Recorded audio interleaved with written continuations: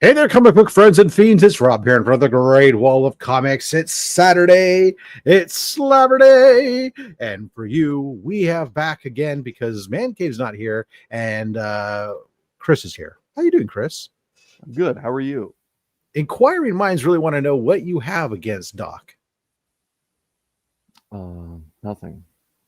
I love the gentleman. All right. Your appearances of I can't make the show coincide a lot with Doc's appearances. We've noticed. Mike and I were observing that last week.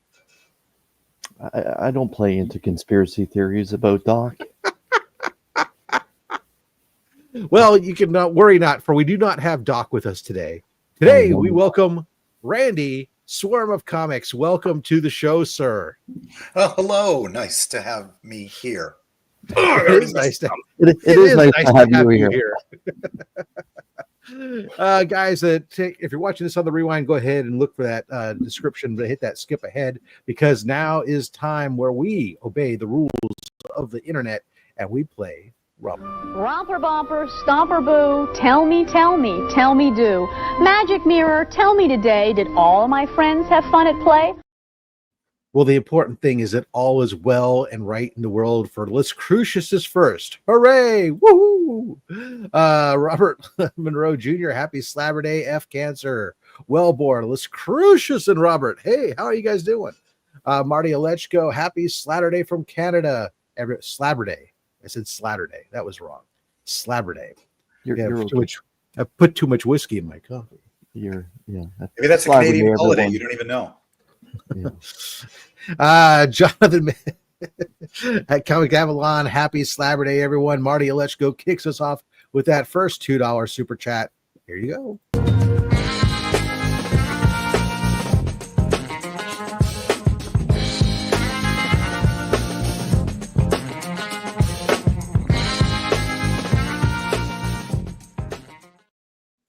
And he drops that membership chat to say, here's to another 32 months. I will say I was impressed. I was going through an updating thing today. There's an awful lot of members who are coming up close on the 3-year mark when we hit that 36 months of monetization. It is crazy how many of you guys have been around since day one. It is very much appreciated. The support for Comics Curing Cancer. Thank you guys. You make a lot of things happen for us. Let's see here. 25 Perez through the mail saying hello to everybody. Christina Payne. Check out our guest, Swarm of Comics, at Swarm of Comics on YouTube. He's also at Swarm of Comics on Instagram. We'll get that banner going a little bit later on. The Adventurous Joe, 17 months, is a little under weather today, but still kicking. F Cancer, by the way. Yay, Slabber Day. Yes, please, everybody hit that thumbs up button. Check out Comics Curing Cancer. Absolutely. Thank you. Links are down below in the description. Ronnie Johnson, 333 super chat, says, never compromise, not even the face of cancer. That's a good point. This one's for you, sir.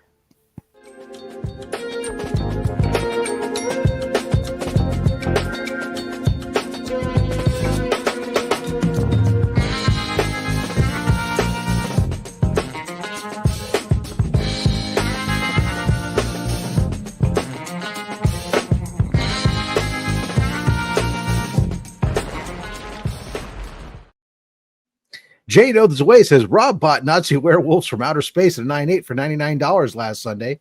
Damn you, sir. The only other one is listed at $185. I might have. It's true. Roll the clip. Bet she gives great helmets. Kiss me. No.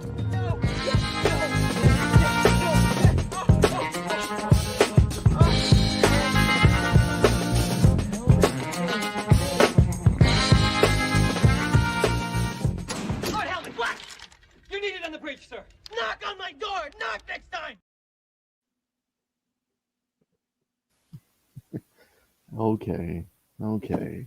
Now, don't get too. It did come damaged. So, anyways, let's see here. Who else would you say? Wayne Deacon. It's Slabber Day with the amazing hosts Laurel and Hardy. I'll take that. They're legends. Who's who? Doesn't matter. Well, yeah. We're kind of like an amalgam of both of them. I'm a little bit fatter. He's a little bit taller. Even if so, I mean, I guess you can put it that way. Bat Dan presents Happy Slabber Day, folks. Thank you so much for swinging in. Jay knows the way. Mr. Comics 89, the party can start, for he has arrived all the way in South Korea. Thank you so much for joining us today. Brian, good day all. And who else we say? Don't pay Chris any sick leave, says Wayne. Don't worry. He's in Canada. We wouldn't do that. He's got his own health system.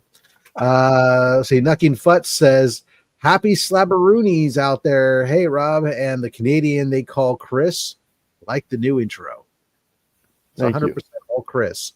He is the artist, the director, the scripter, the editor, the filmographer. Well, actually, no, he couldn't film all of it. Well, let's just move on. Primary. Thank you. Primary film cameraman. So all those things. Jedi Batman, hello. Jedi Batman. Let's see. Great handle. Yeah. Stephen C. Happy Slabber Day, Henchman and Goon Squad. And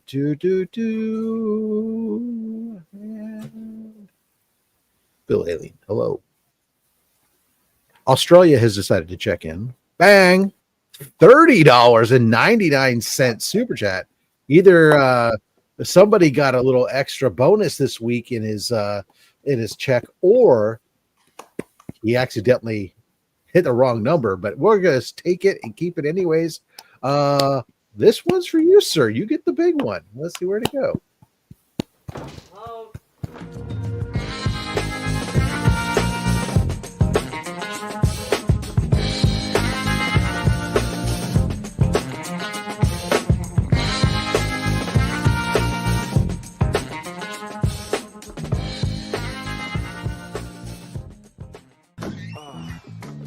That's not what it looks like. Valen Rook, howdy y'all. Happy Slabber Day. Who else would I say hello to? Well, you gotta say hello to this guy, Austin LeMay. He'll be joining myself, Mark from Legion of Comics, and DJ Links this evening at 6 p.m. Pacific, 9 p.m. Eastern, over on Mon Comics, as C3 Gang takes over on his show there. Oh, I love Mon So Comics. make sure you check us out. Joy of Cardboard. Like that one. That's a good one too. Yes, Raymond. That's my full name, Yeah. by the way. Oh, okay. Let's see here. Joffrey Castro, hello. Philobox Comics. I finally made a live stream. Hi, everyone. Well, thank you for joining us. I do love that handle too. There's a lot of good handles. Yeah. I gotta admit, you guys are clever. In hindsight, I go, man, I wish I had done something more exciting, creative. But Dr. Von Hoos Comics from the Spiral Bench, and another member for 32 months, says, I've been here for some time. That he has. A good handle again. Dr. Von Hoot he's up there on my pantheon of great underappreciated YouTubers. Oh, I'm gonna have to follow that. I'm gonna find. I have a feeling I'm gonna find a lot of new people to follow today. Oh yeah, him, Very Freaky Louie, they're like right up there. It's amazing. Let's see here. Damn you, Rob. And DBH is a hell of a dancer. Let's be honest, hell of a dancer. I couldn't help myself. Yeah, I to be honest, I put the bid in during the show, so there you go. Chuck Hensey, it is showtime. Very good, thank you, Chuck. Thank you for coming by. Let's see. It just gives you an error message when you try to send a super chat. Take my word for it; it was super witty. Oh, okay. I'm sorry to hear that. Let's see here. Who else do we need to say hello to? I see people saying hello. Nerdy Geek. Happy Slabber Day, Rob, Chris, and everyone. Thank you. Kenneth Bird is here. Thank you for coming on. And Dale of Suspense dropping a bunch of emojis. Ronnie Johnson's here. Jean Malot is here. Let's see. I have comic issues. Hello, everyone. I hope your issues are comics. Thank you very much. Great channel. Chris, the comic vet, 31 months. Dr. Von Hoot agrees that he is one of the great underappreciated YouTubers. Very good. I'm glad that you recognize your place, sir. Tate Prime, 20 months. Tito the Alien, thank you. And I think that's it. I think we got to the end of the chat. We're all caught up. If I missed anybody, I deeply apologize. But it is that time where we like to kind of go, okay, we have a guest. We should recognize the guest, do the show, say hello to Jean Below for 28 months. And then we'll make it big. And welcome Swarm of Comics to OnlySlabs. Thank you for having me. Before we get started, now I know that you were telling me backstage about how you grew up as a trapeze artist and your parents were killed, murdered. But you were fortunate enough to be taken in by a billionaire who then brought you under his wing, so to speak, and so you could fight crime but through the streets of Gotham. Tell us about your comic book origin story, sir.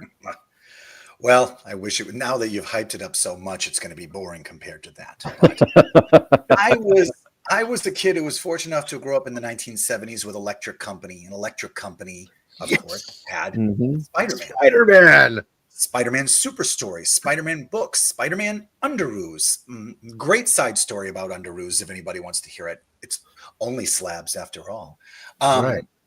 And my brother Bill and I have a bunch of siblings, but I grew up, he was around my age. So we were so exposed to comic books and, everything was out there, Archie's on the newsstands, Casper, all those kids' comic books and Spider-Man and so forth. But as we got a little bit older, I remember we used to go to this little strip mall and there was a pharmacy in it called Archie Kent's, whatever that meant.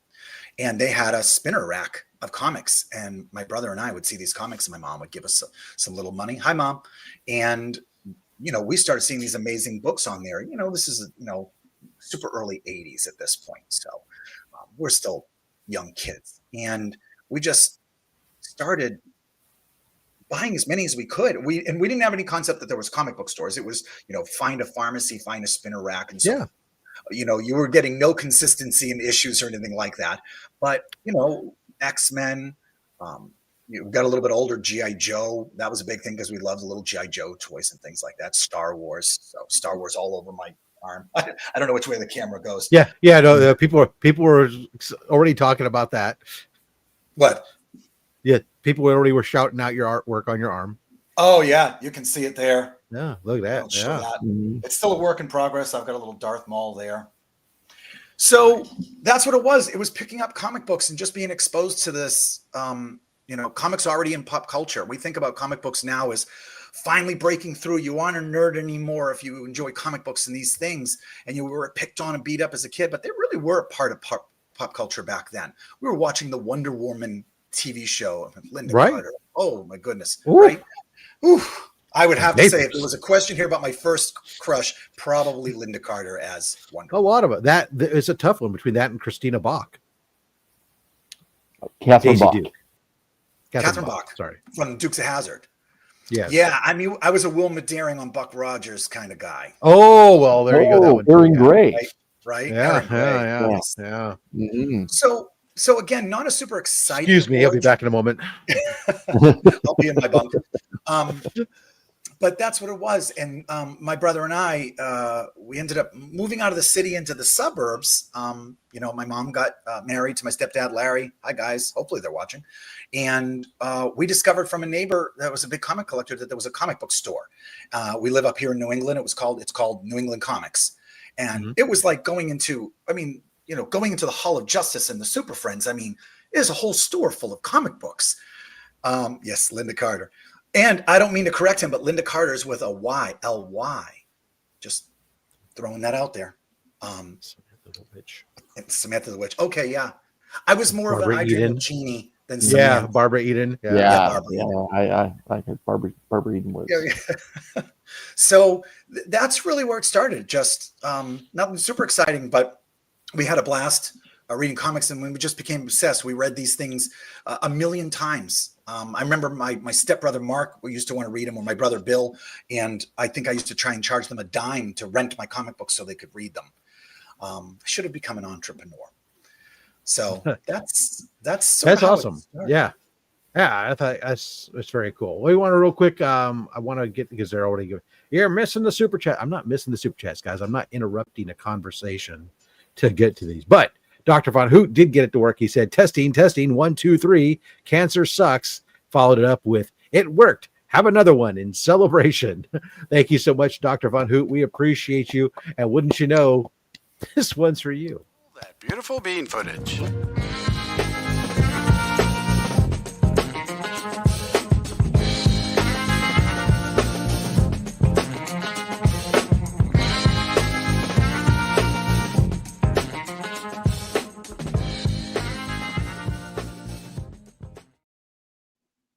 There we go. And let's see. Probably my moon goddess. There you go. Very good.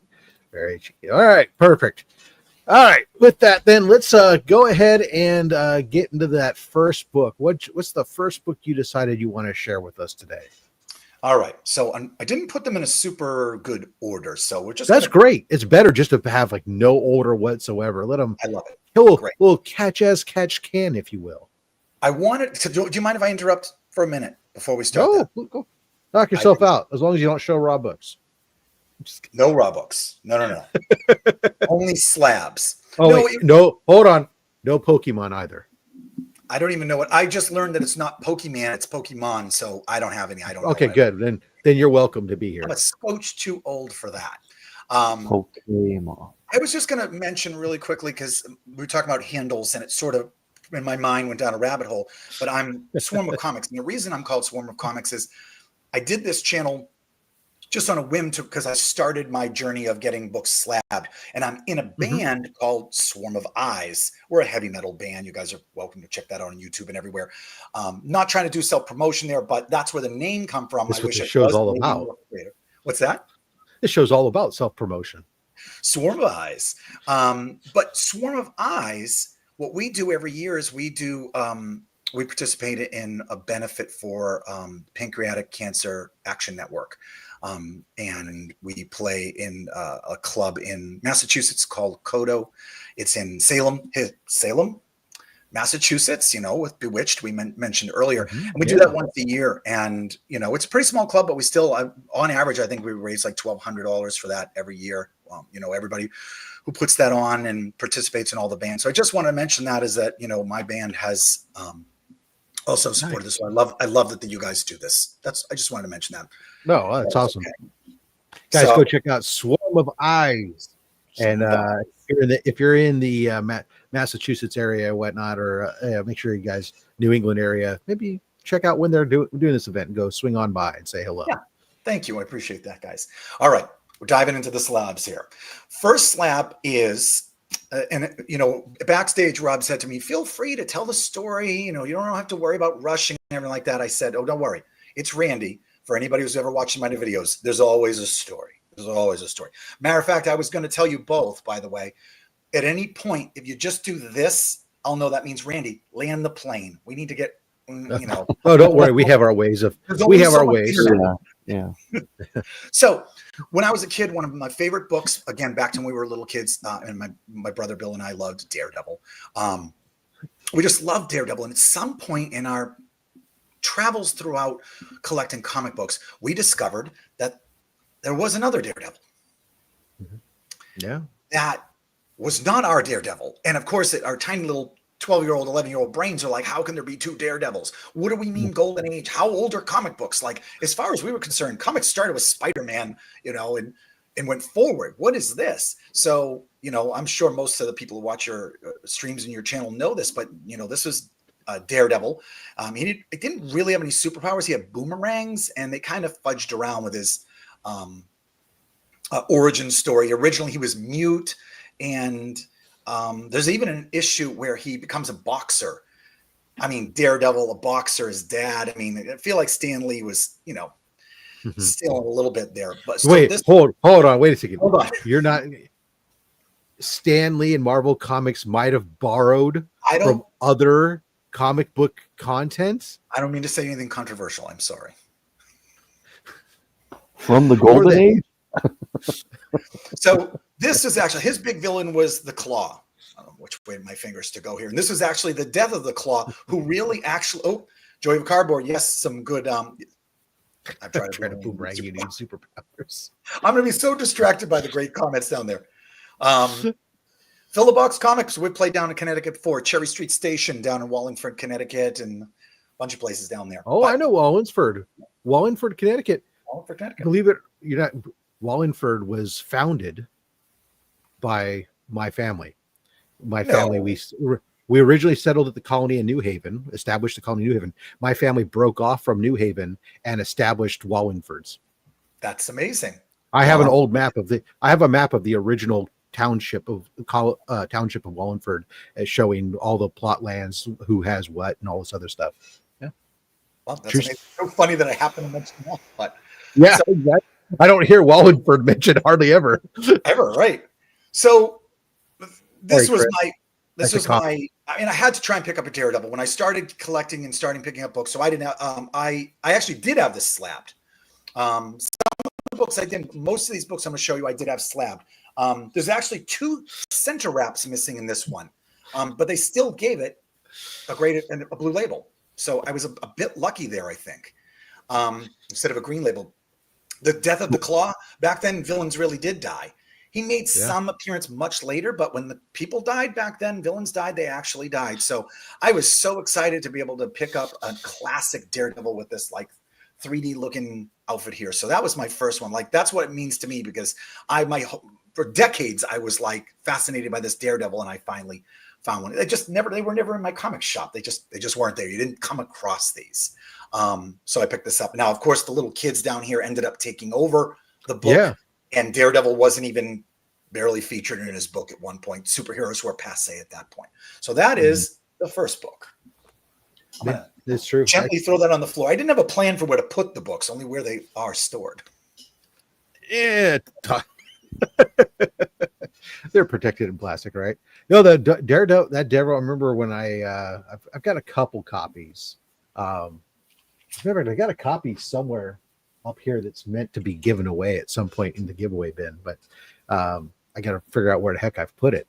But there's a lot of great or interesting characters back then, and of course those books featured multiple stories and stuff, and so you'd have a character might be on the title, then all of a sudden there'd be a switch up, and they'd see sales. People were more interested in protectors, sales go, and so it would change up like that. And all of a sudden it's like, hey, the kids were reading the book, and they were more interested in reading about a gang of kids doing stuff. And I have another book that's in the stack that kind of has that same story about what would happen back then. They were responding on the fly to what was selling and what was the most popular. Joy of Cardboard even mentioned there is that there was a lot of great baseball covers for Daredevil. He's supposed to be fighting crime. Why is there baseball? But that's what it was. Baseball was huge at the time. Because it's a great sport to this day on radio. And before TV, it was the best sport for being able to hear, take up time on radio, and everybody cared about baseball. It was a great time. Shout out Comic Ozzy, Legion of Comics, the Great Wall Book joining us, the Wolf of Wall Books. I'm sorry, SD. The Wolf of Wall Street. All right. Let's go on. Next, number 2. I'm going to jump. Who does number 2 work for? Who does number 2 work for? Book's got a little hazy. So this is a great book with a great story. So this is The Shadow. I'm not going to do these big, dramatic, nice. But this was The Shadow. I picked up The Shadow in the 80s when Bill Sienkiewicz was doing those covers where DC did the reboot of it. And they were absolutely amazing. That was my introduction to The Shadow. And then, of course, as we do with whether it's music and you discover, I discovered Dio era of Black Sabbath. But wait, it goes back further. You start, going back in time. I started finding the old Shadow books. And I have a bunch of them. I have some Shadow pulps, Shadow comics, bunch of different volumes. But the reason I chose this one, not only because it came in as an 8.0, but because somebody was selling some old 60s Charlton books Agents of Thunder, sort of these cheeky, silly kind of off-brand books. And I met up with him at a Dunkin' Donuts. How New England doesn't get any more New England. We met up at Dunk's. We met up at Dunk's, and he said to me, "Hey, I brought along a short box of books. If there's anything else you're interested in." I would spend like $80 for this little stack of books. And he said, "Look through it. If there's anything you like, let me know. I'll do them $2 a piece." So I'm flipping through it, and they're all in like bags and boards. And it's like I remember it was a lot of Justice League, which not a big, huge DC fan. As you can see behind me, the books, there's only one DC book, the Batman book there. But so I'm looking through it, and I flip through, and not even in a bag and a board is this comic. And I said to him, I couldn't tell how well he knew comic books. I said, "Hey, there's a Shadow Comics in here from 1945. I said, "It's in beautiful shape." I said, "Not only do you not have it in a bag and a board," I said, "this book's probably worth a lot of money." And he looked at me, he goes, "Yeah," I said, $2, take it for $2. And I'm like, you don't want to sell that to me for $2. It comes into, when do you do the right thing? And what do you consider the right thing or the moral thing? And I said to him, "Dude, that book's in beautiful shape. You get that slabbed or graded, that book could be in the hundreds and hundreds of dollars." And he said to me, "Listen, sometimes I get great deals. Sometimes people get great deals for me. It's just how it works. I got these books. It was in there. I told you $2. Just take it for $2. I gave him 20 for that one. I said, "I've got to give you something more." So I just felt this had a great origin story about how I ended up with it. And I knew it was going to grade well. I was hoping for 7, but I got an 8, and I was ecstatic about that one. Yeah, the paper on those Shadow books, my experience was that they're pretty good. They're very good paper. So they hold up well. Yep. Yeah, definitely a good heavy paper on them. I've had a couple of them in my collection over the years, and it's really one of those books titles that it's not surprising unless you get up into the 8.5s, 9s and stuff. You can get solid mid-grade copies if somebody wants to get into some of those Golden Age books at really, really reasonable rates. I mean, I'm talking like $150 and less, because they're classic heroes. And that's where, when I first got into Golden Age, I started building out like, oh, let me get a Green Hornet. Let me get some Shadow. Let me get some Daredevil. Let me get these Captain Marvel. Some of these heroes that there's lots of books that were printed. They're abundant and they were on quality paper, but they represent that era without digging too deep. When you think of those classic heroes, Dick Tracy and stuff like that, they just Now I wish I brought my Dick Tracy books and some of those books you mentioned, because Captain Marvel, I have a great Captain Marvel that's like Captain Marvel 32, and it's like a 9.0. I got it for. We can always have you back another time, Randy. But like you said, that I say this in some of my videos. There's a great entryway to get into collecting Golden Age stuff. Sometimes that's why I'm not scared of Golden Age thousands of dollars, or Green Label stuff. Yeah. Cool. We got to shout out Papa Wheelie dropped the $5 super chat. Says, "Randy, let's light it up with slabs on OnlySlabs. If you know the quote, you know what I'm saying." Well, Papa, this one's for you.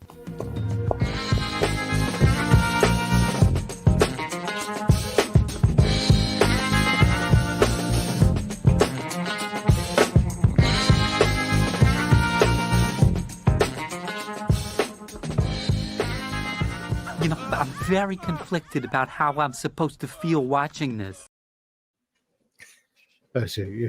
Shadow Comics 1941, number 11.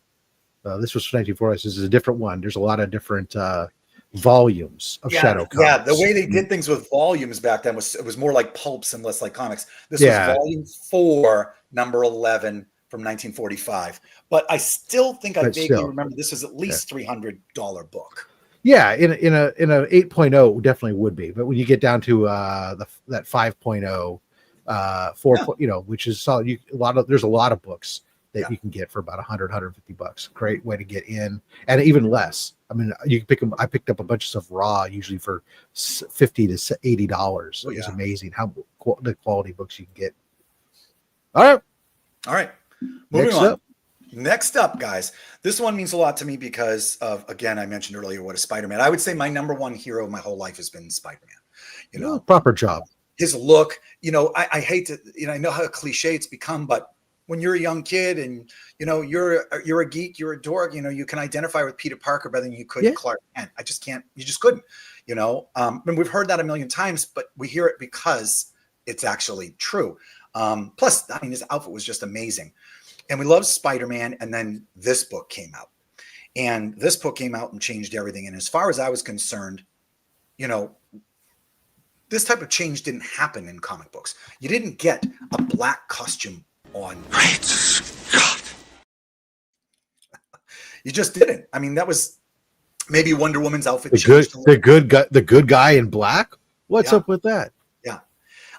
So I remember when this came out, I of course picked it up, and I wasn't even going to comic book stores, so it was still newsstands. And this came out, and it was, I mean, for someone who was my age, it was just kind of life-changing. It was mind-blowing. Of course, Secret Wars was coming out, and, these books, this and 181 Team-Up came out first because Secret Wars was delayed. So in this book, if I remember in this one, he comes out of a cave in Central Park, and he's like, oh my God, that Secret Wars was crazy, And I was like, I don't even know what happened. We got this first. What did I miss? What happened? Right. So anticipation. All right. But you know what? It kind of worked because everything was uncommon. If you were buying your stuff off of racks, it was common to miss stuff and jump points in the story anyway. So you just. I have lamented the idea that we don't get the little asterisks and the little information way back in this issue, or this would happen. Like, give me a little bit of an overview. Give me a reminder. I'm not going to be able to pick up all those books sometimes. Well, I'm sorry. Because Batman and Superman are so relatable to teenagers, but okay. Right. Billionaires and so forth. Yeah. So what happened is when I started getting into slabbing and I wanted to get into it, I hadn't dug through my collection in a long time. I honestly, and this was only 2 years ago, I had no idea this book was worth anything. And I told you earlier, I've read through these things a million times.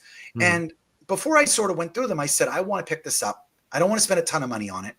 And because I was just getting into getting slabs, and I picked this up on eBay for a pretty decent price. Like, I was like, I don't need this in a 9.8. A 9.4 is good enough. It's kind of in my budget. Now, 2 years later, I completely regret that, and I want to throw this away, and I want to get a 9.8. But that's the fever that you get. So I ended up picking this. I didn't have any idea what a newsstand meant or anything like that. So I picked this up because I knew my copy was a piece of garbage. I knew mine had been read and beaten on, and how was it ever? It was never going to come in. So I might as well pick something up that was already done. So I started digging through my collection as I started sending everything off to get graded, and I dug mine out and I got it graded, and it came in at a 9.4 exact. Yes! Yes! Yes!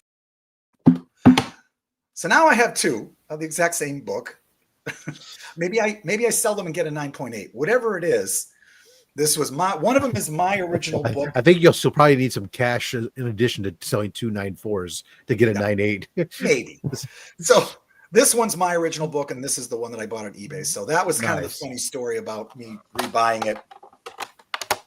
So and again, so Randy, before you put those down, would you mind letting us know who the creative team was for that particular issue? Roger Stern and Tom DeFalco did the story. Ron Frenz and Brett Breeding did the art, and Ron Frenz and Klaus Janson did the cover. Yeah, it's a large collaborative, collab for that issue. And I'm going to tell you, I feel like this cover was not that I didn't like Ron Frenz because I did, but the Klaus Janson inking on that definitely contributed to it, because being big Daredevil fans with Frank Miller and Klaus Janson, and I thought Klaus Janson taking over for Miller and Daredevil was seamless. It wasn't like Eric Larson taking over for Todd McFarlane. But that's my own opinion. Yeah, big lot of text on there. You probably won't be able to see it, but a lot of creators and a lot of notes. Yeah, on those, and newsstand. All right, we're cracking. We are. This book I bought as a kid at New England Comics. It was probably, I would say it's my first Golden Age book. They didn't have a lot there, and this was in the bins, and I picked this up. I picked it up not only because it was so weird, but like I said, there just wasn't a lot of Golden Age stuff here, and I got this graded when I started on my journey, and it's Lawbreakers Always Lose, #2, and it came in at a 9.0. As far as I know, I have the top of the census, I think. 9.0 is pretty damn fancy. Yeah, that is a white cover. That is those are beautiful on there. Randy, what's the year release for this? So this was 1948. 48. right. June of 48. Lawbreakers Always Lose. These crime books are really big around that time. Yeah. You don't see green trade dresses all that often for that era, so that just looks great. Yeah. Right? Just pops. Beautiful book. I vaguely recall that the cover of issue 1 isn't very interesting or good. I feel like this was a better cover. Maybe I'm just biased.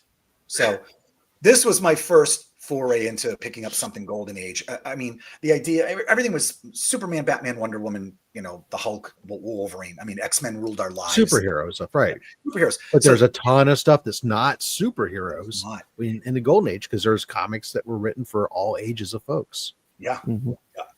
So this is the dynamic, crazy cover with a lot going on there. But Yeah. that was. And you always know the Golden Age books always have that huge trade dress at the top, that bold, that just so when you put them in those news racks, Yeah. it stand. Yeah. You could see, oh, that's that. Then when you pulled it up, let's sell you the book. When I buy Golden Age DC stuff, as soon as the trade dress becomes the smaller, I don't buy them. I'm only interested in the when they went to the small Superman or Wonder Woman logos or Star Spangled Comics or whatever. It needs to be full trade dress across the entire top. All-Star Nice. Comics. Yeah. So yes, exactly. Flash, everything, the big ones. I probably bought this in 1985 or something like that, 1986. So that's how long I had this book, and I probably just got it slabbed about 2 years ago, a year and a half ago or something like that. Oh, nice. It's survived quite well. Yeah. Being a child of the 70s and the 80s, there was no getting around being a fan of The Punisher, and The Punisher limited series that was actually 5 issues, not 4. I always loved that there was a mistake they had on there. This I've carried around since 1986, January of 1986. I lamented it not being as good a condition when I went to get it slabbed, but I was very surprised it came in at a 9.6. I was happy about that. You'd always want a 9.8, but a 9.6 in this, and I bought this in 86. I was a teenager, and this was the Holy Grail. These Mike Zeck covers. I think if you could get a 9.6 on a book from the 80s, there was a book that you bought and read Multiple times. Multiple times went through, and that you didn't buy. You weren't doing the. Let me do this for some kind of a collectability. If you're doing it for the joy of the comics, I think it's perfectly fine. And the reality is the difference between a 9.6 and a 9.8. Aside unless you're worried about monetary value, it's not that big of a deal. And I'm not. Nine, what we call PSA 10. I would say it's got spine ticks, but they're not color breaking if I wanted to, and I don't. I bet you I could give this to someone and they could iron that out and bought mine off a rack at a bus station. I love it. There you go. Yeah. I love it. I loved this book. I can't remember what's the issue of this limited series where Mike Zeck did the cover where Punisher's standing in front of the target and the bullet holes and the blood's coming out of it. I want to get that for a tattoo. I love that one. But this was number 1, so love that book. This was the first book I ever put into a Mylar sleeve. That's how much I love this book. All right, guys. We mentioned Mike earlier Zeck about and Michael Golden Rule. There we go. Mm-hmm. Yes, Michael Golden Rules. Yes. Kamikaze saying he thinks it's 3. Issue 3, maybe. 3. Yeah, I thought it was 3. Right. Thank you. We talked earlier about comics and Daredevil being taken over and changing, and this was one of them that had happened too.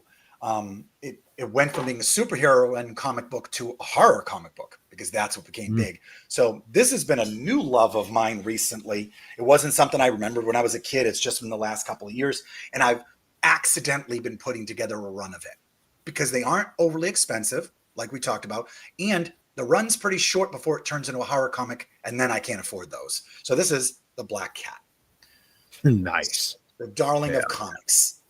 This, cheesecake stuff here, the good girl art and everything like that. And she's never going to be the Phantom Lady. She's just not, But you could take the whole collection of Black Cat 9/8 and it doesn't equal 3.5 of a Phantom Lady. And that's okay. I still love it anyway. And this is issue 6 from 1947. Again, a big list of creators because back then there was probably a bunch of stories going on there. But it's actually got Simon and Kirby stories in here, Jack Kirby art, Joe Simon, Lee Elias cover. So a lot of big names back then, 1947. And it's interesting is that some of her other comics are on in the background. Those are actual other books here. By issue 33, it became a horror comic. And in issue 33, I like her ass too. So that was a comment. I know. Yeah. So and by issue 33, she only appears on the first page, and I think basically introduces it to being a horror comic, and then she's never seen again until they did reprints in the late 50s or early 60s when it made Black Cat Comics sell. Yeah, they're great. And again, higher grades are going to be worth a lot of money, but I get these in the mid grades and fairly nice. So that's all you need. I have a bunch of them, but this is one of the. I couldn't find the one as my favorite cover, which is her jumping over a wall. And look for it. Just look for a cover gallery for Black Cat. And there's 2 robbers or jewel thieves, and they're dressed up in like a pumpkin mask and like a ghost mask. It's very Halloween and looking. I couldn't find that one. I don't know where I have it right now, but I picked this one because this is also a fantastic cover. What's great is she did it all in heels. What's that? She did it all in heels. Yeah. Yes, with the Captain America boots. Let's recognize Jay Knows the Way says that he requires attention. I don't blame you. Jay knows. This one's for you, sir.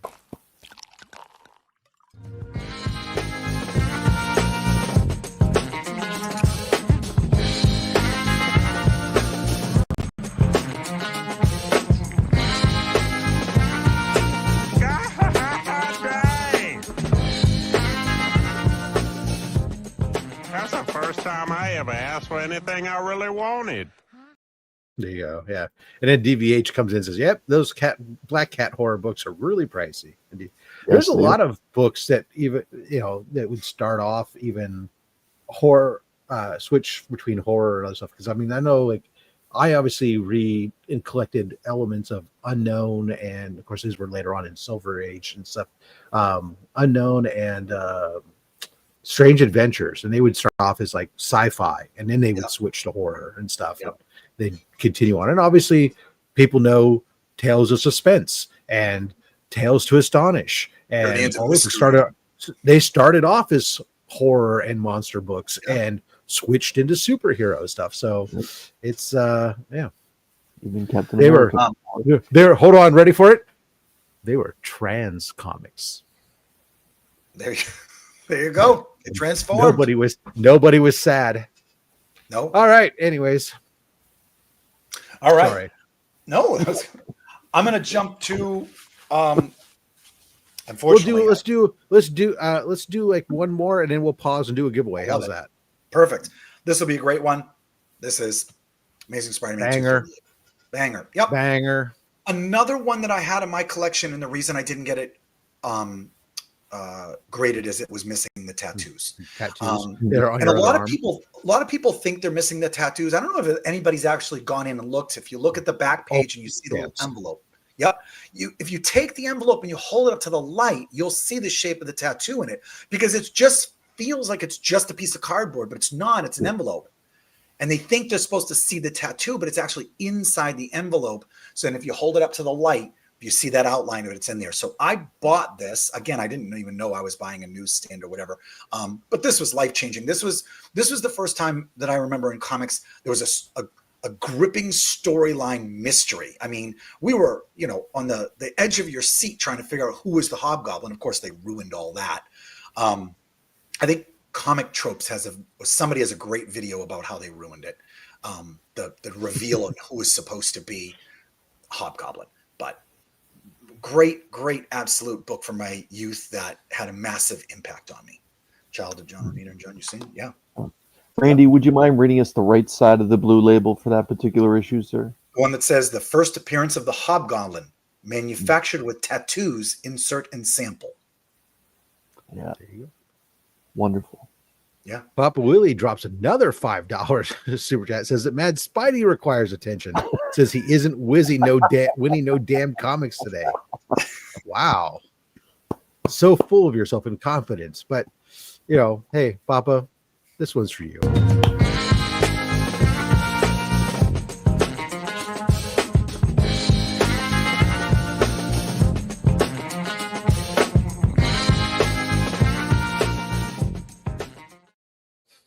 Someone made a great comment about it, and I do love that there is a John Romita Senior and Junior did this cover together. Yeah. And I love John Romita when I was a kid. That'll come up later. Senior. Yeah. I love Senior and Junior. Okay. Am I not supposed All right, to? let's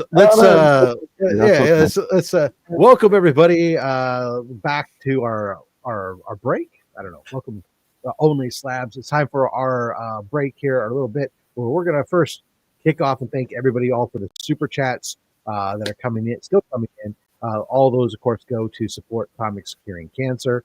My goodness, Papa got Mad Spidey to drop even more after Mad Spidey dropped the freaking hammer earlier today. Yeah. So Mad Spidey, let me go ahead and we'll get you yours real quick, and then we'll do our usual stuff here.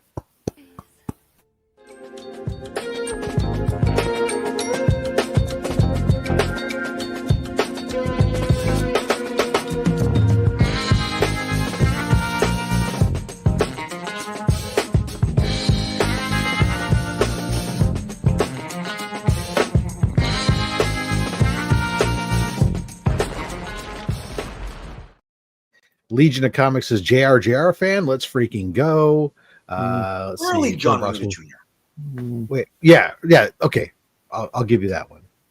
Wait, did I hear right? Is Randy's copy missing tattoos? A friend of mine got a green label when they had no tattoos. Yeah, he said a different copy is missing tattoos, but that copy that's graded and you could have one without the tattoos graded and still get a blue label. You just expect a very low grade because it's missing part of the book. I hate that it's missing part of the book. It is not part of the comic book.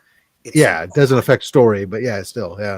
Mad Spidey, the crook, leader of the giveaways, right? Kenneth Bird says if he wins, he plans on giving the books to Comics Curing Cancer. Thank you so much for that. Let's see here. Who else we gotta say? Okay, everyone's got some. All right, perfect. All right, so let's first, guys. Again, thank you to all those Goon Squad and henchmen every month who's subscribing and supporting Comics Curing Cancer. Of course, we posted in the members post went up the winner of this month's or last month's henchman of the month. But first, let's go ahead and acknowledge all those henchmen currently supporting the channel at the $2.99 a month level.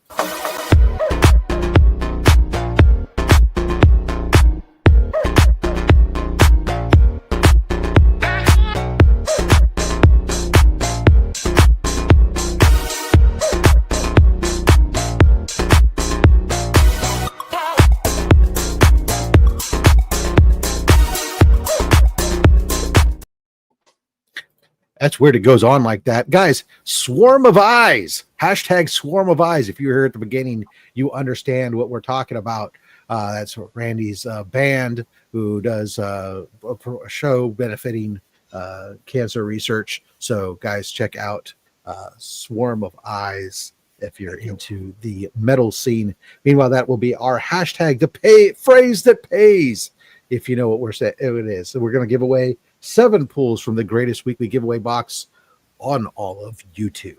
While we're letting everybody enter that in there, Randy, what do you have coming up for folks over on Swarm of Comics? By the way, guys, make sure you click the link down below and follow Randy or one of the moderators can after this giveaway, so it's not lost in all the Swarm of Eyes. Drop Randy's link again. That'd be great. Give him a sub up. He's coming up close on 1,000 subs. So let's get him there. I appreciate that. I've already seen people notifications coming up following me. And I say this, if anybody, subscribes to me and you have a channel, drop me a comment. I usually try to make sure I follow everybody. If we're not supporting each other, we're never going to be Mr. Beast here. We have to support each other to make sure that, everybody's content's getting out of there. And this is such a great content. And you're not just slabs. You got original art content that you were dropping as well too. Yep. So Helmet the unboxing, original art guys out there, Yep. Yeah, I just did that. I just did an unboxing of the Doctor Doom helmet, and I just did a sort of got a new piece of original comic art, and I kind of did went over my collection, little stories behind each of the pieces. So I try to spread it out and make a little mix it up, keep it interesting, not just unboxing things from CGC, although I do a lot of that.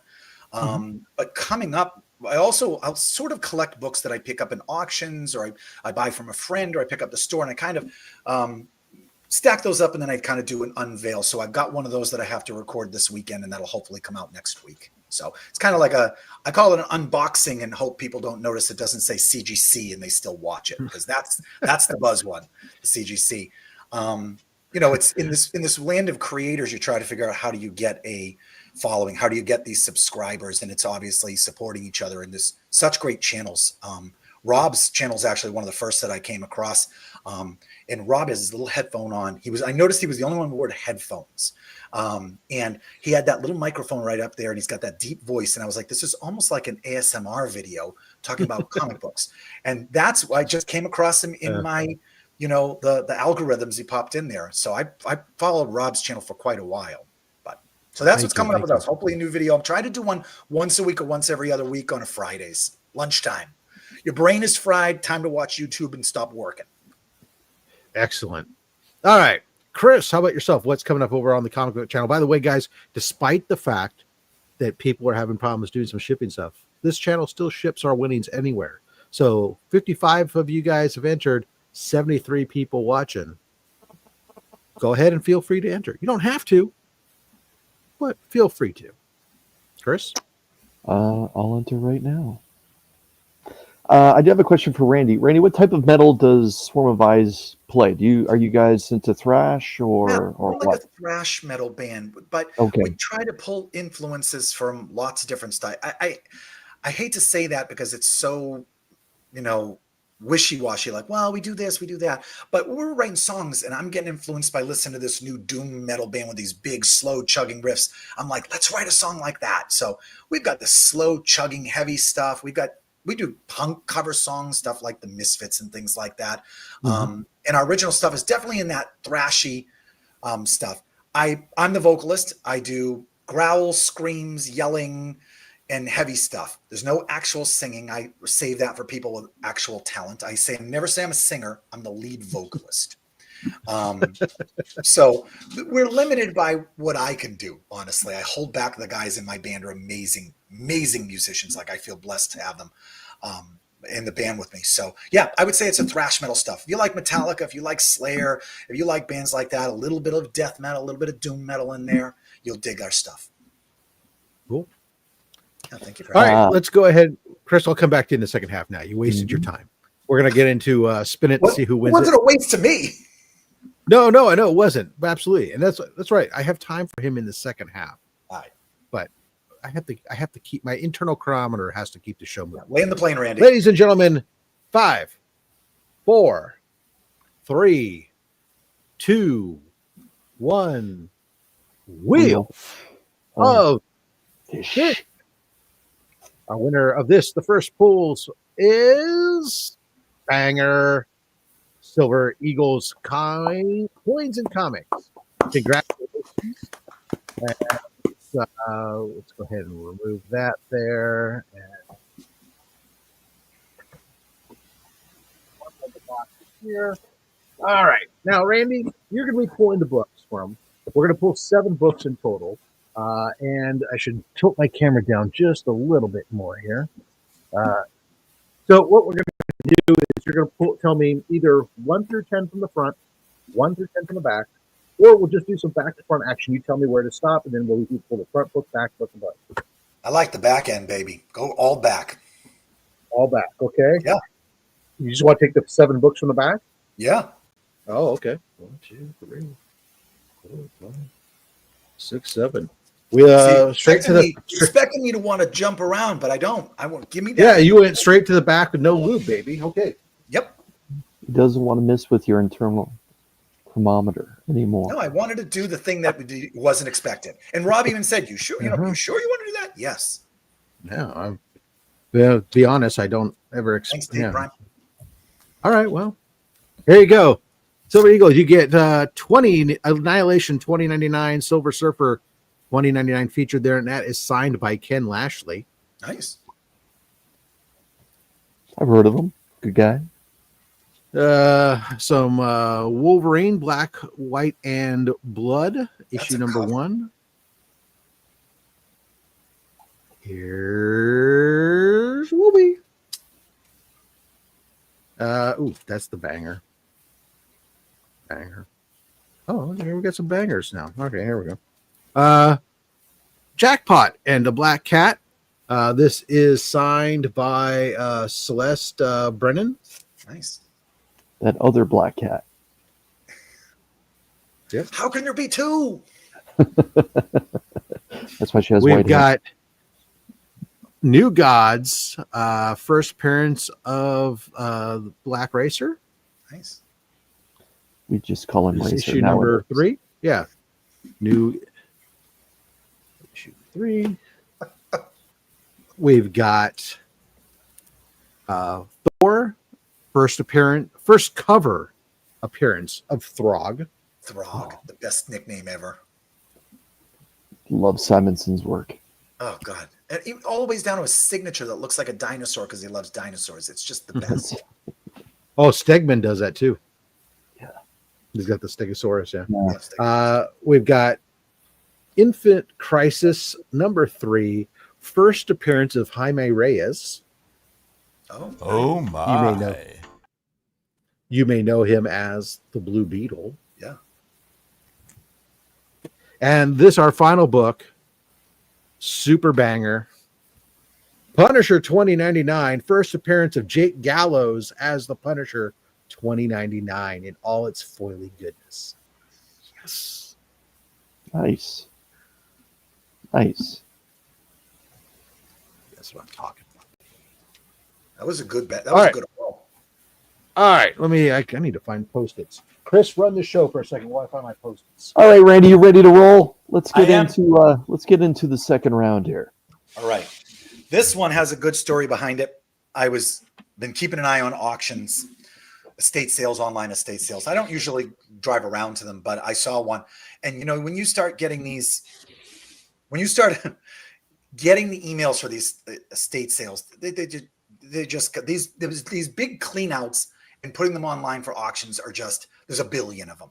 And unless in the little thumbnail, when you get the email, you can see comics, it's easy to just skip them. And sometimes I dig into them though. And there was one auction that it was about 20 pages long. You had to scroll through and keep going through. And there was really no big indication that there was comics there. And I got down to like the 18th page, and they randomly had 2 entries. And there are these Walmart 20 packs from the early 90s. One was Marvel, one was DC. And the 20 packs have 2 comics next to each other. So you can, out of the 20 pack, you can see 2 on one side and 2 on the other. Mm-hmm. And they showed the covers, and they were books that were stupid 90s books with awful, Eric Larson or, Laura Blyfield garbage looking copy art. But I clicked in and I went to the photos, and on the back, you could see this. Ooh. And and I couldn't believe it was there. And I had to look, I'm like, is there a second print of this? There isn't. There was one print of this, and that was it at the time. And I bid on it and won. I couldn't believe, yes, collector's packs. It was the 20 collector pack or whatever it was. And this was in there, and I bid on this, and I got it for a deal. Maybe I won the Marvel one too. Spoiler, there was nothing in that of interest except a G.I. Joe book that actually was pretty decent. But this was in there. Maybe I won this for $80 or something like that, or $50, $60, whatever it was. Because I just don't think people dug deep enough into this auction to see this. Yeah, that's 18 pages of stuff. Yep. Jeez. I went to the house. I mean, I was shaking when they handed me the pack, right? You know what I mean? But it was just, I went into somebody's house, and the estate sale people were there, and they were selling like, buy anything on the shelf there. And the 2 comic packs were the only thing pop culture or comic related in the whole house. They were selling their generator. They were selling plates and dishes. Yeah. Everything must go. So I got this, and I actually have it. If you go to my channel, you could hunt it down. You know, I try to walk the line between spoiling but also have clickbaitiness in the title in there. But there is a video where I even filmed myself in the car going to it and everything like that and getting it and opening this up. So I opened the packs on and filmed myself doing it. And it turned out that what happened was in this collector pack, there was an entire corner crease color breaking. You probably can't see it there. Okay. All the way across. And my guy pressed it and he did what he could, and we got the 8.5. I didn't think it was going to get over a 7 because also being in these collector's packs that are shrink wrapped, the corners get crunched and folded. So we had to battle that as well. And we battled it out for an 8.5. And my buddy, the Silver Age collector on Instagram, Tom, did a bang up job on this. So that was an epic one. For $80, that's all day long and twice on Sunday, right? All day. So I did a video where I went and got it and unpacked it, and then I did a video where I did the reveal from CGC as well. Nice. So that was Dr. Von Hoot asked if Swarm of Eyes was on Bandcamp, right? Because otherwise he bought someone else's EP. We Go to War with the Weapons We Have is the name of my last EP. Our new EP should be coming out this year. I've already got all the artwork back and recorded and mastered. Real interesting story. We Go to War with the Weapons We Have was a quote from somebody, a politician, or I think it was the Secretary of State back during the Bush era or whatever like that. Whether you like them or not like them, I didn't even care. I don't care. What I liked was his quote was, "We go to war with the weapons we have, not the weapons we wish we had." And I think about that for life, your struggles in life. You know, I wish I was rich. I wish I was adopted by a billionaire, but I'm not. So you gotta use the tools that you have. With what you got. Yeah. Yes. For whether it's make for what you got with it. Yeah. Right. So that's where the name of that EP came from, was that we go to war with the weapons we have. So the next one I have here for you guys is actually from the 24th, 7.0. Nice. Yeah.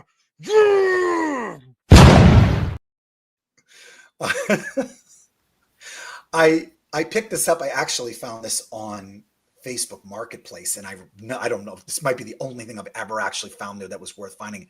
Some guy was selling it, and I'm going to vague make up numbers. He wanted $2,000 for it. I messaged him an offer of $1,500, and he said, "Yeah, I'll take it." And I met him at a gas station off of a side of the highway, and I was like, "Am I going to get robbed of my money, or when I get there, is it really a comic book? Should we probably have met at the police station or something like that?" But he was just some other dorky collector, and he was like, "I don't really even care about Action Comics or Superman, and I don't collect anymore." And I picked this up for an absolute steal and a 7.0. I couldn't believe it.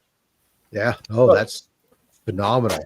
But wait, let's soak that in, because the old Superman books. Those are great. I mean, just look at that.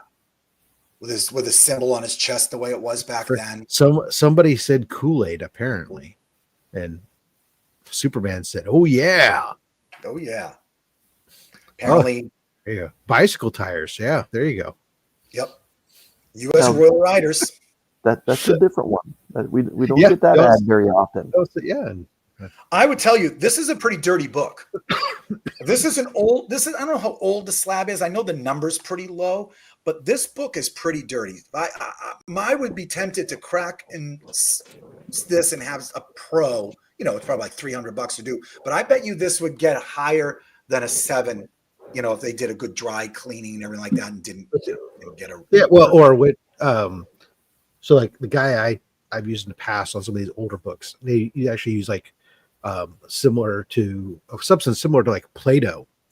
Actually, it peels it off, and it sits on it for a bit, and it soaks up some of the dirt, and then peel it off, and it takes off layers and stuff, and then you do the dry clean after that and some other stuff, and it's There's a guy who has a channel. It's called Flying L Comics, and he does restorations and things like that. And if you want to watch his videos, they're absolutely fantastic. Great stuff out there on that topic. Yeah. All right, cool. Cue the Rogue Trader slide. You're right. Okay, so I was talking about the Rogue Trader. That is true, and I don't have his slide anymore in my thing. But The Rogue Trader has done a lot of my older books like that. And if you were to check out the roguetrader.utah.com, roguetraderutah.com, and wanted to check out comic book pressing, he does have pre-done bundles at discounted rates. And if you use the code FATSTACKS at discount, you'll save 20%. Plus, he'll donate $10 to Comics Curing Cancer. That's cool. I'll have to make sure I get that link from you. Rogue Trader Utah. RogueTraderUtah.com. Yeah. Okay, cool. All right. Yeah. Anyways. Anyway, I'll jump to the next one. Yeah. You know, for, again, child of the 80s, you know, some of these are the greatest hits of the 80s here, and I know that. But this was a comic that I didn't collect as a kid. Just by the time they got to our comic stores, they didn't exist or they weren't on the spinner racks. And they were very adult comics, and especially considering that their biggest influence was Daredevil. This was a series from just the beginning of the series, before they became a cartoon and Archie clowns and everything like that, that I definitely have gone back recently and started picking these up. I picked up issues 2, 3, 4, and Raphael. That's the giveaway. Raw, and I'm getting them graded, but I bought this one already graded. So it's Ninja Turtles. #1, second print. Smoke if you got them.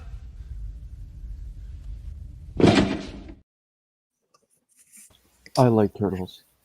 Yes. I mean, this is the old school Turtles, not before they became an Archie comic, which is fine because it exploded and it's wonderful and it's kept them alive today. But honestly, for people who don't remember, Ninja Turtles kind of died out by issue 5 and 6. Like, nobody really cared. Between when they came out in 84, they were huge. But before they became an Archie comic and a cartoon in like 87, 88, their buzz kind of died. So needless to say, I had 2, 3, and 4 and Raphael, and I recently sprung to get this one already graded here. So this was kind of like a reliving my youth that I wasn't able to have. Like, I couldn't have this one as a kid. Now I'm old and I have money and I can buy it. So, Randy, would you mind showing the back cover as well? Yeah. For those that don't know, that it's actually a partial wraparound cover. Yeah. That is the whole cityscape. Yeah. I have a great one of my videos on my channel where a friend of mine is like, hey, I've got a bunch of long boxes of comics I haven't looked at since 1982. We should go through them. And I went through them, and he has Ninja Turtles 1, 2, 3, 4, and Raphael that were his that he bought when he was a kid. His #1 was a third print. And we did a video where we revealed them. We sent him into CGC, and he got them all slabbed. So we got some of them slabbed. So look for those on there. The reason I bring it up is the thumbnail is a parody of this cover on there. Very nice. So we said this is the second print, right? Yes, second print. Yeah, so it's second print, Mark. So Chris, if you wanted to pick up a second print copy of this book today, what do you think that this was going to have to? You're going to have to shell out to pick up a copy of this. Now we're going to talk in U.S. dollars. Okay. So just so we're clear here, but what do you think a 7.5 copy is going to cost you today? I'm going to give some people in the chat an opportunity to drop a number. I had the opportunity to actually look at a first print in a similar grade at Heroes Con this year, and let me tell you, it was it was a little bit more than what I had brought to play with on the floor of Heroes Con that wonderful weekend in Charlotte. But I see Legion Comics is 5 to 6, and Mad Spidey's around 350. Papa Willie's playing Price is Right. Random Reads is 3,000. Freaky Louie is in around 8.5, and Nerdy Geek is a little bit above that, and Richie is in at 7. I was kind of thinking 900 myself. So you all can't afford that because there have been 3 sales this year, and it has been a very broad spectrum. The most recent sale is the cheapest it's gone for in quite some time. It's recently just sold for $1,170. Prior to that, this year it had sold for $1,700 and $1,400. So with a recent August sale on an 8.0 of $1,800, so you're going to be over $1,000 no matter what. You're probably somewhere in that neighborhood of $1,200 to $1,500 minimum for a copy of that in the second print. Yeah. But let's just be honest here. Randy's copy in a 7.5, that is gorgeous. If he would have hide that grade, I probably would have been in around 8.5 to a 9.0, just looking at the condition of both sides of the book that you've shown. That's a real nice book. Yeah, the book, the slab's a little dirty, but yeah, why is the slab so dirty? But there's no color breaking ticks on this. Maybe one. I think this could be cracked, and this could absolutely come up to an 8 or an 8.5 if somebody worked on this. Yeah. I'm scared to do it. So honestly, I'm terrified of it. I'm terrified. I'm scared of it. I haven't got the balls yet or the nerve to do it. Even 6.0s this year were selling for $1,500 and $1,600. So I mean, this book is more like it's there's not a ton of the second print books out there, so it still is only 3,000. So it's 3,000 first print, 3,000 second print, and 15,000 third print. That's my rough numbers I remember. So the second print is still one of those books that's like you can get it, but it's not a dime a dozen book. You can.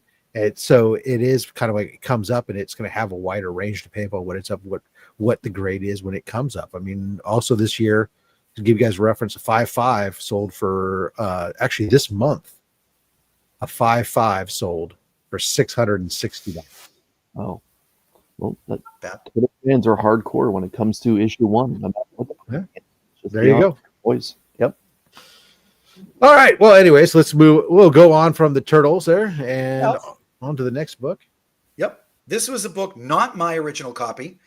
My original copy is actually a piece of trash because I read it, but it was my first X-Men book, and it's also John Romita Jr. I told you we were going to come back around to John Romita Jr. This was my first one.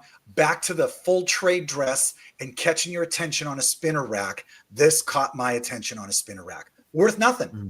Nobody cares about this book. It could be a 9.8 and it still isn't. You care, and that's what's important. Yeah, I just love this book. This is what wrote me into the X-Men. The beams destroying the logo, being interactive there. So this was 1983. So that's when I bought it, probably fall of 1983.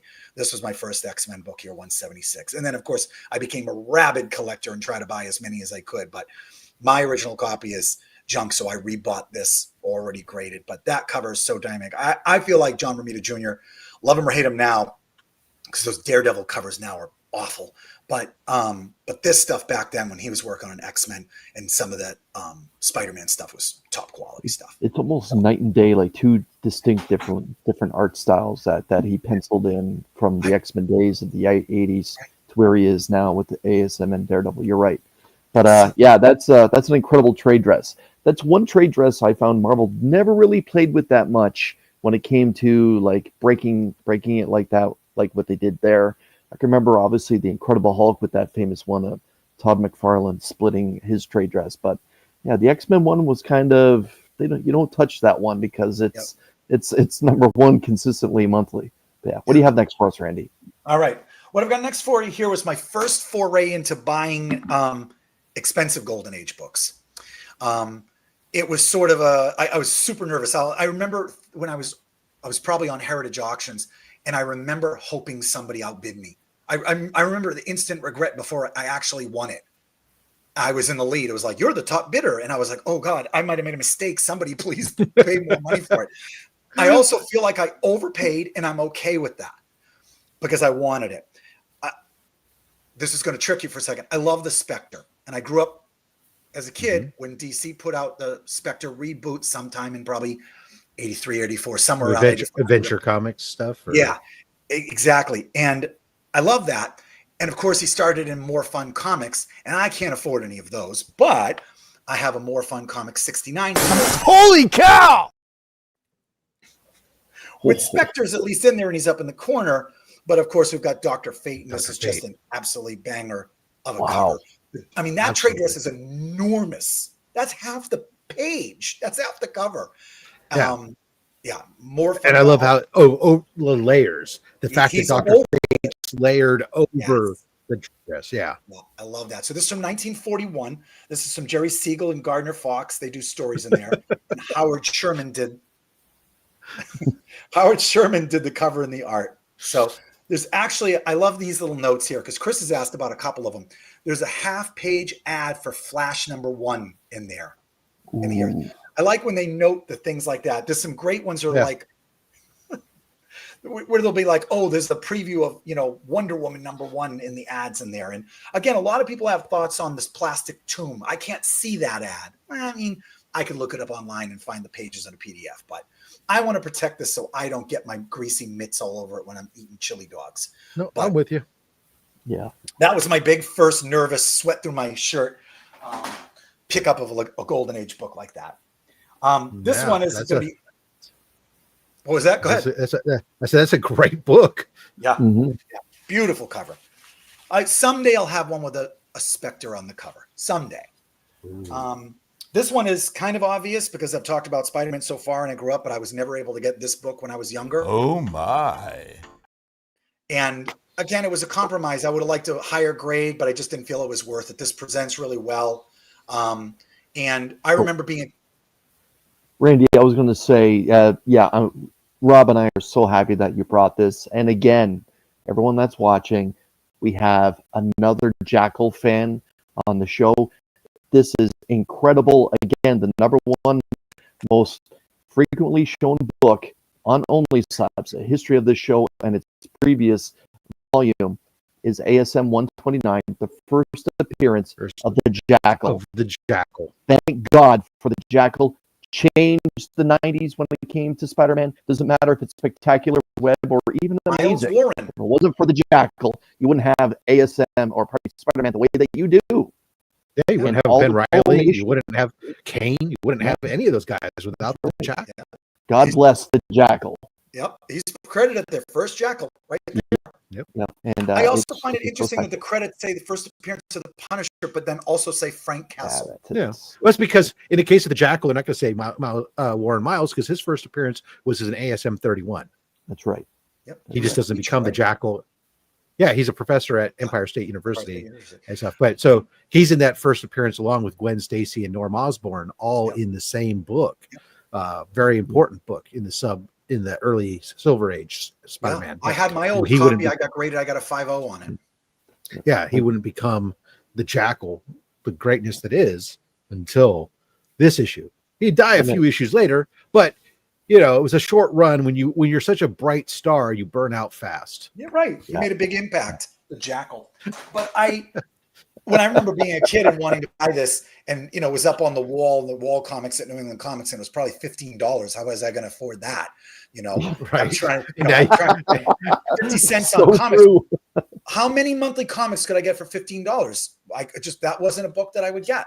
With no concept of what that book would become these days. I mean, right. and that's if your mom found out you spent $15 on a comic book, I would have got a spanking. Like, yeah. I mean, it's one of those books that we do see it all the time. Obviously, come up quite frequently. It's a very popular book, and it should be rightfully. I mean, but it's one of those books that it's just a constant blue chip book as far as that modern realm. I mean, I guess it's Bronze Age actually, 74. Yeah. But you're talking about a book that Chris, I mean, that was a 7, right? It was. Yeah. So I mean a 7.0, Chris. I mean, let's not wait for the chat. Just throw it out there. 7.0. It's got to be 4 figures. I'm thinking $2,000, Rob. Not quite, but close. It's right now. It's selling for about $1,700. So I mean that's 1650, something like that. So I mean that's just the way that book is. You can't get original copy for less than $500 unless you drop down into the 2.0 range. But even then, I feel like the Punisher Jackal's first appearance, there's a floor. There's a floor that even if your copy is garbage, you're still not getting that for a deal. It's not like, I could get it for $100 or $200. My deal, mine was probably the last deal I ever had.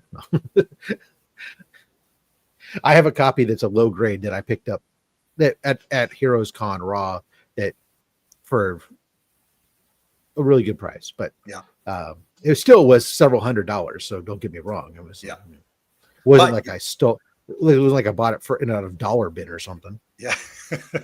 Yeah, but that's still a deal. There's a floor there typically. There just is. It's an interesting fact. Yeah.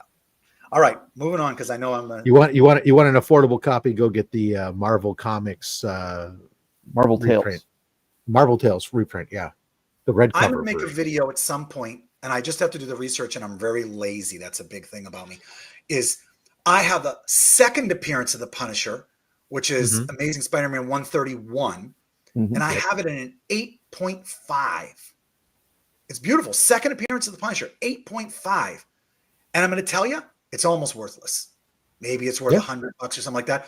The drop off from number 1 for first appearance to second appearance for some characters is so drastic that I can't grasp. Check out Ghost Rider. That's exactly what I was thinking. Marvel Spotlight 6 is a super affordable book. Yep. I just got it graded and I picked it up for a steal and I got it graded and it came in a decent grade. I'm going to make it up and say it was a 6 or 6.5. I looked at it and I said, that's all it's worth. I got an 8.5 copy and it was like $200 or something like that. It was like unbelievable. Like that. I want to do a video where I do that research and just look at the disparity between there. All right. I'm going to jump to one that I got about a year and a half ago, and I picked it up at an auction, and it was not a super good deal like the Batman Adventures number 12, but it was a pretty good deal. And this is an old Alex Schomburg cover, Submariner number 16. Oh, sweet 45. Jesus. Yeah. Oh, my God. There we go. I can't find my goddamn clips. Hold on. Yeah! This is the best ever! I'm going to be upfront with you. I think I paid $800 for it in the auction, and it was something nobody was bidding against me until the very last day. I remember the auction was like 2 weeks long. I'm like, who does a 2-week auction? Estate sale, not an online auction like Hip Comics or Heritage. This was just down in Gloucester, Massachusetts, just somebody doing a house cleaning out.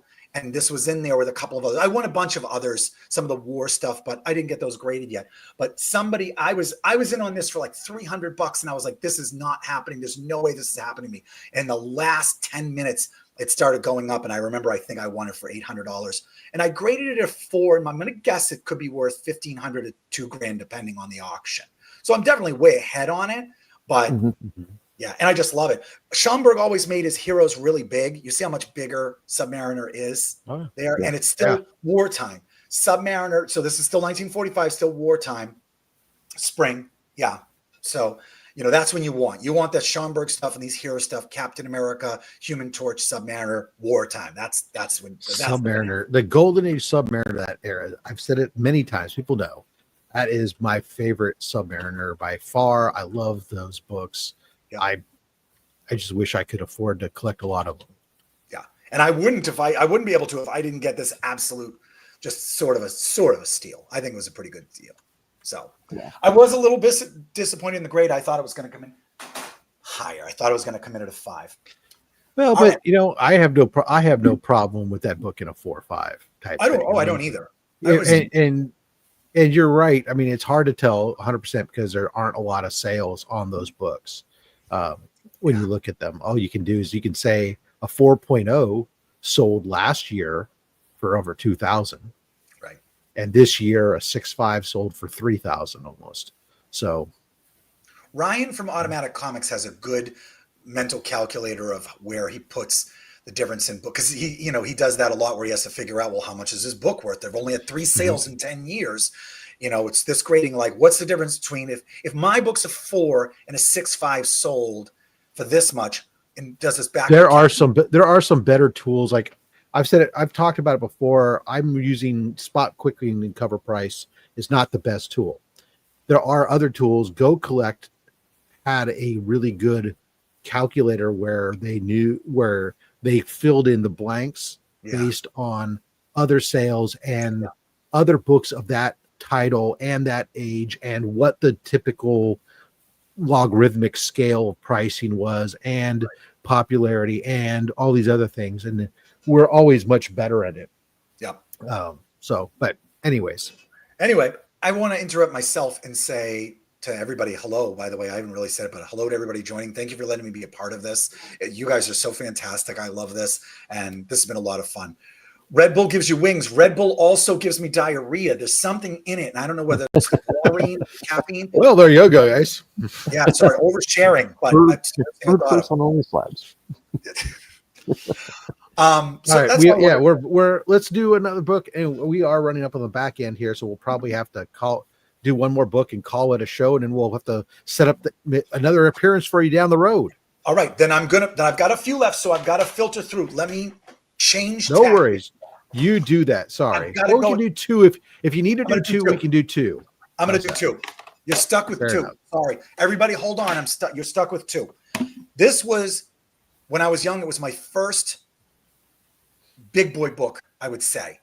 And I knew it was a big boy book. And I remember how much it was. And I was so expensive for me in 1989. It was $89.90. I think it was $89.90 that I had to put on layaway.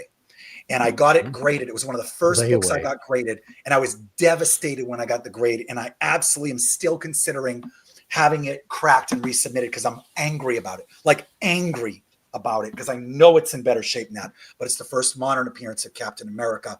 Avengers number 4 and a 5.0. There's this. This is a 6 all day long, maybe higher. I'm telling you it is.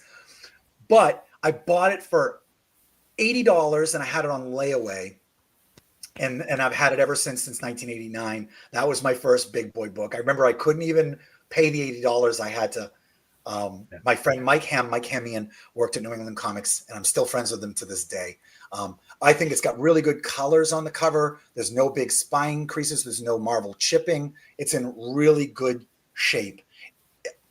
I probably need to be a big boy and put my big boy pants on and get this one cracked and resubmitted. But I still love it, and it means so much to me. I still have the original Mylar that when we submitted it, my presser gave it back to me, and the label's all yellowed and it's old, but it's kind of like had it for so long, 30, 40 years, whatever it is. I can't do math, but that's a great book. Squeeze that one in quick. I think you did okay for $80, even at a 5.0. That's the other thing. Like, you got a lot of balls, Randy, to complain when you paid $80 for the book. And I'll also tell you, when this got submitted and we submitted it under Vintage Books, they did not ding me for charging me for like the percentage instead, because it's an expensive book. I just paid the $34 and got it graded. I felt like I got lucky. Good for you. So that last book, thank you everybody for sitting through this. This is my first slab I ever owned. I had a friend, and I hate this story. I've known him since elementary school, probably first grade. And I would say maybe 15 years ago, 12 years ago, something like that. He lost his job. We were, in the 2010s when it was the recession, and he had some comics, and he said to me, "Hey, you want to buy this? I'm stretched for cash, and I'll buy it in a slab." And I didn't even know what slabbing was. I don't have any concept of anything. I just knew this is the book that starts you down the path of darkness. It was, without a doubt. He's not stopped trying to buy it back from me since. And and I can't do it. I feel like I can't do it. And my friend, he's High Grade Keys on Instagram. His name's Carl. In my videos, I always refer to him as Comic Carl. He likes high grade, hard to get books, and he loves pre-code horror, spoiler. And he wants to buy this from me, and I just can't part with it. It was my first one, and it's so rare that I'll never come across another one in my life if my life depended on it. It is a Tales from the Crypt, number 36, and a 9.2. Oh my God, no, no, shut the front door. No way. Seriously? Shut the front door. Shut the front door. I can't with you guys. Not only is it a 9.2, here's the most, let's see if I can put it on here. If you can see it on there, here's the most important part. Gaines file copy. Does everybody on here know what a Gaines file copy means? You might not be a big. Yeah, let's go. We'll explain it to the folks because not everybody knows about everything about comics. It's always a good opportunity to explain file copies to folks. Yeah. Do you want to go ahead and do it, Randy? Yes, I'll explain this one. Of course, William Gaines Jr. inherited his publishing company from his father, William Gaines Sr. He started EC Comics, which eventually became Mad Magazine, Tales to Drive You Mad became Mad Magazine with the whole, horror comics code authority and seduction of the innocent. Look that up. It's such a great story. But William Gaines Jr. would save 12 to 15 copies of every single comic book that was made, and he would put them in the paper that butchers would wrap meat in. And he would put them into file cabinets in a room that was, I wouldn't call it temperature control, but it was in his office. Every single EC comic he came out, he would go and get 12 to 15 copies and store them away and keep them for himself. And then he passed away in the 90s, late 80s or whatever it was. And his family auctioned off the majority of them. And they were Gaines file copy, never circulated, owned by Williams Gaines Jr. He went and got these by hand out of the printing press or when they came back from the printer and stored these away to keep copies of them. I think the family basically said, we're going to keep like 4 or 5 copies of each of them. And then we're going to auction the rest off. And there was a big auction for him. So I think there's 12 copies of this one and a file copy. Mine is the lowest grade, I think, at a 9.2. But trying to find this issue with a Gaines file copy in this grade is almost impossible. I wouldn't even know how to price it.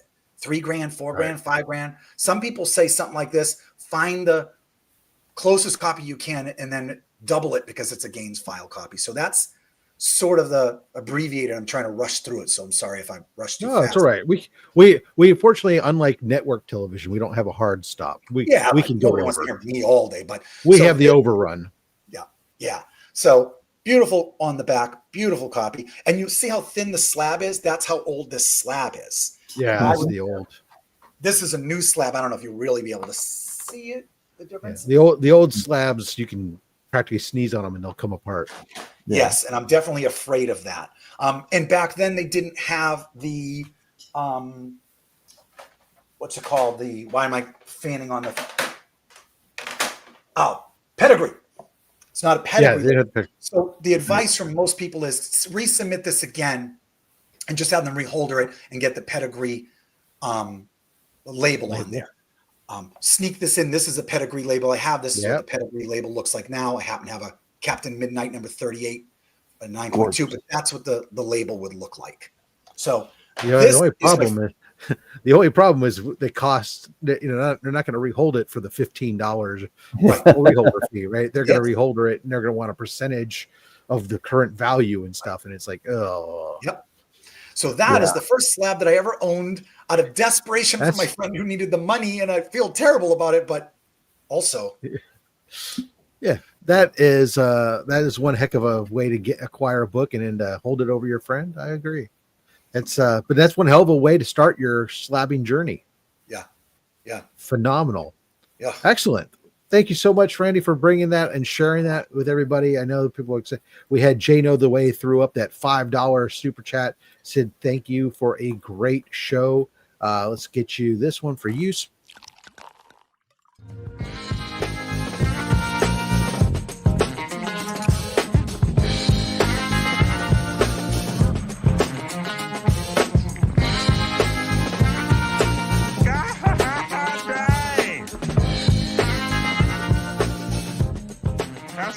Time I ever asked for anything I really wanted. Indeed. And then let's see, why can't I where did it go? Hide the current comment. There we go. Yeah, and then where's your friend today? He's been trying to buy it back. So he's fine. He is actually doing really well today. He is a script writer out in Hollywood. He's also a personal trainer. He's doing really well. His name is Les Lahaj.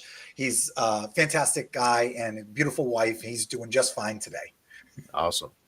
All right, guys, thank you so much to our Goon Squad, Dale Suspense, DJ Links, Dr. Von Hoot, Legion of Comics, Stephen C., Justin Birch, The Comic Vet, Austin LeMay, Mad Spidey, Collecting Thurs, Chuck Hensey, Lone Eagle, Comiverse, Deadman, Anachronic Comics, Colossus Collector, Timo Hana, still only 35 cents, Cliff on Comic Spirited, Comic Bro, Never Could Figure It Out, Daymares, The Adventurous Joe, Valen Rook, Jay Knows the Way, Ronnie Johnson, Comics on the Edge, Omnibo, 1063 Comics, Silver Eagles, Sal's Comic Corner, and The Kingdom of Nerds. Thank you guys for supporting the channel at that higher Goon Squad level member. All of it going to support Comic Screen Cancer.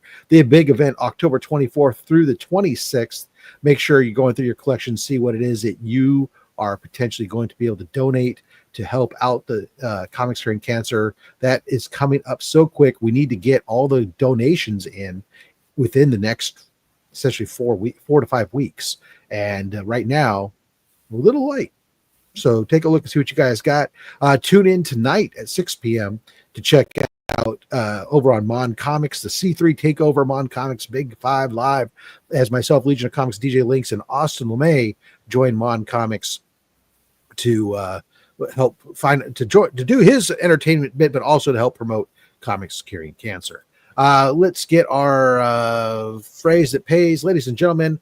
Hashtag OnlySlabs. Throw that up there, and we're going to go ahead and do another set of pulls from the greatest weekly giveaway box on all of YouTube. Everybody feel free to enter. Now, Chris, I owe you a few moments here to promote what's coming up over on the Comic Book YouTube channel. Well, thanks, Rob. I just dropped a video talking about, or pardon me, opening up 5 Blind as a Bat blind bags from DC Comics, spotlighting the brand new volume of Batman #1. I kind of feel they probably should have relaunched it way back when Chip Zdarsky took over. But hey, we have it today with Matt Fraction at the helm. And also you can catch this Wednesday's Show Us What You Got. I'll be talking about the Comic Army prize pack and the kind of avenue I'm going to be going down with that particular prize pack for the month of September. And for those channel members, what they can actually look forward to giving away. You can catch that at 7 p.m. Eastern Standard Time. Thank you, Rob. Yeah. Hey, great. And then for myself, guys, on the channel, of course, always content Mondays, Thursdays, and then we do a live here on Saturday. Monday coming up on Monday, JSA, CGC, submission return, books from WonderCon that I picked up, some signature books, everything else. That comes in, so we're going to receive that CGC submission and take a look at those books. Then, of course, on Thursday, we'll have another adventure of only edition of Only My Slabs as we wrap up the current box, and I think we're going to start to dig into our first box of signed comics. So if you don't know, Only My Slabs is a 12-book per episode jaunt as we start to dig through the 1,200 plus slabs that make up my graded comic book collection. All right. And of course, Comics Curing Cancer. We talked about, follow us on Instagram, Facebook, or go to comicscuringcancer.org. You can make a donation. You can also check out the link to the merch shop there. Pick up your Comics Curing Cancer shirts. You can pick up your copy of the C3 art book for 2025. If you don't have a copy yet, that cover art by David Sanchez. There are some copies still available. Plus, there is copies of The Crow, Dead Time Sumerian #1 with cover art by Ace Continuato. 150 copies donated to Comics Curing Cancer by Big Time Collectibles. 100% of those proceeds going to us. There's even a bundle where you can get that and a copy of the C3 art book together at a little bit of a reduction in price. Just saying. And all goes to support Comics Curing Cancer. That's the great thing. All right, so I got 53 entries thus far, and I'm going to give you another few seconds here while I mumble, just to get those hashtags in, and I'm going to pull it in 5, 4, 3, 2, 1. Banger. Round and around and round she goes, and where she stops, well, the internet knows. Let's see who our winner is of this second set of pulls. Let's crush. Look at him. He is back in charge. He won last week on your show, or this week on Wednesday on your show. Yep. And he won on my show here. I think that Chris has got something going on with Las Crucius, a little payola action going. Maybe. I don't know. But Las Crucius is back. Yes, indeed. Congratulations. He's back. He's back. Yep. Just like that. The Las Crucius is the algorithm, guys, in case you didn't know. That's your back, Rob. Congratulations. While you've been gone, the books have only gotten better. So, Chris, let's pull some books here for Las Crucius. Okay. Since my mom's birthday just went by a couple days ago, 3 from the front, 3 from the back. And she's now in her 70s. So we're going to get you to pull 70. No, we'll go 7 from the front, 0 from the back. I mean, No, we'll let it ride. And stop. And those 2 books, your finger splits. And stop. And those 2 books, your finger splits. one more. One more. 9 from the front, Rob. 1, 2, 3, 4, 5, 6, 7, 8. Because September has a lot of September babies. Yeah. Birthday last week. Yeah, mine's coming up in a couple. My mom's is in. Jeez. All right, Las Crucius. Congratulations. Chris likes you, apparently. We're going to go, first of all, with the 1 in 25 ratio of Ultimate Spider-Man issue 12. Best book out there. Yep. And what a lot of us know, the joy of stepping on kids' toys. The cover just hits. But I'm confused how Spider-Man's spider sense doesn't catch he's about to step on a toy. We've got Man-Thing issue number 1, second volume. Nice. That's nice direct edition as well. Yeah, he now has a giant Man-Thing. Yeah. Well, it's just Man-Thing. It's not giant. We've got Superman, first appearance of Bloodsport. This is a great giveaway so far. Yeah. We've got Scarlet Witch number 1, Marvel hip hop variant. Cool. Awesome. Those are just awesome. Don't ask me what it homages because I don't know. Oh, Somebody in the chat will probably tell you in just a moment. Oh God, I don't even know which order to put the rest of these in. Jesus, these are all so good. Let's see here. Next one up, we've got the Tomb of Dracula issue 25. Oh, Lauryn Hill, I'm hearing. Okay. Tomb of Dracula 25. This is the first appearance of Hannibal King. Also features Marvel value stamp number 49 with inside of it. Great. Beautiful. We have, this is the last copy I have of this book to give away for a while. I'm going to get some more. But X-Force? Marvel Team Up featuring Spider-Man and Captain Britain. This is the first Captain Britain in American comics, first cameo of Arcade, and first appearance of Miss Locke. I don't even have this book. Yeah. There you go. And then the final book in this pool definitely could use a cleaning. It is King Size Annual Incredible Hulk number 5, the second appearance of Groot. Oh, nice.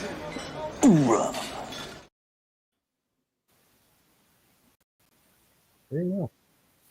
I wonder what the drop off from the first Groot to this issue is, since we were talking about that earlier. Oh, it's there. It's there. Don't get me wrong, but this is just a fun book. You get all these classic monsters from the old. Right. I was going to ask. They Marvel pull them from the old books before this.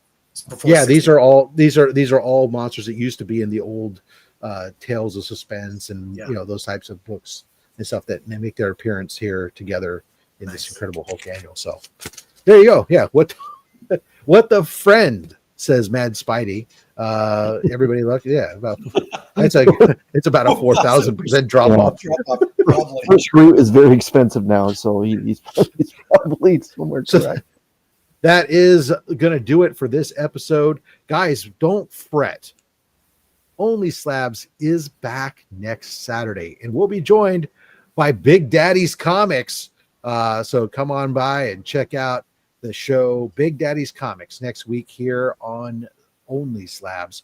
Until next time, guys, make sure you collect what you want and don't listen to any one of us, especially me. I'm just a fat man with a fat stack of comics and a fat opinion. Thanks for watching.